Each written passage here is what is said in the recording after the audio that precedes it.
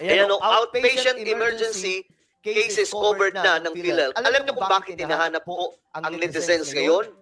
Ng netizens sa mga dilawang DDS? Kasi sila po ang...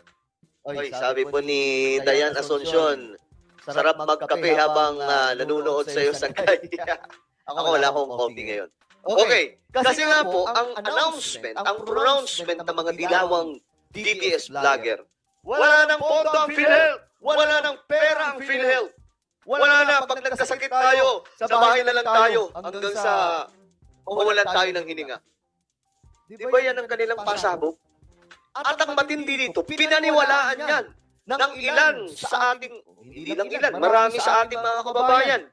Di ba marami po ang naniwala dyan? Sa pagkakala po nila, abay, totoo ang sinasabi nila, wala nang pondo ang PhilHealth. Ngayon, naalala niyo yung sinabi ni Pangulong Bongbong Marcos?